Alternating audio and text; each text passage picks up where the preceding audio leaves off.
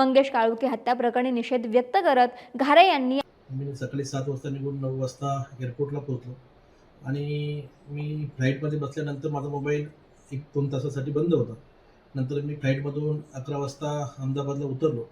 तेव्हा मला कळलं की अशी एक कोकणीमध्ये घटना घडलेली आहे आणि ती घटना इतकी मनाला दुःख देणारी घटना आहे तर त्या घटनेचा जितका आपण निषेध करू तितका निषेध कमीच आहे. परंतु काही वेळानंतर मला हेही समजलं का जिथे ज्यांनी घटना केली ती घटना खोपोली शहरामध्ये झाली. खोपोली शहरामध्ये होऊन अनेक लोकांची त्यामध्ये नावं घेण्यात आली. त्यामध्ये दुर्दैवाची गोष्ट अशी आहे तर त्यामध्ये कर्जतचे आमदार महेंद्र थोरवेंनी मी कुठेतरी बातमी बघितली तर तिथे त्यांनी माझंसुद्धा नाव त्या घटनेला जोडलं गेलं. ह्यामध्ये त्याचा राजकीय स्वार्थ साधण्यासाठी महेंद्र थोरवे या अशा गोष्टी करतोय.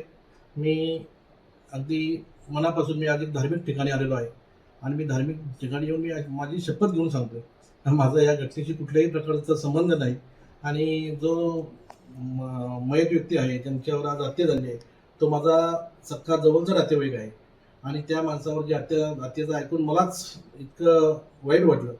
ती घटना बघून माझ्या मनाला एकदम दुःख झालेलं आहे आणि काही वेळानंतर समजलं का बाबा तो FIRमध्ये तुमचंसुद्धा नाव घेतलेलं आहे आणि महेंद्र थोरवे असतील, संकेत भासे असेल आणि त्यांचा भाऊ मनोहर थोरवे असेल यांनी पोलीस स्टेशनला काहीतरी मोर्चे काढले आणि पोलिसांच्यावर दबाव टाकण्याचं काम केलं आणि माझ्यावर माझं नाव आणि भरत भगत यांचं नाव घेण्यासाठी त्यांनी पोलिसांना कदाचित हे केलं असेल आणि मला कर्जत असेल रायगडच्या पोलीस प्रशासनावर विश्वास आहे. विशेषतः रायगडच्या पोलीस अधीक्षक अचल दलाल मॅडम यांच्यावर विश्वास आहे आणि न्यायदेवतावर विश्वास आहे.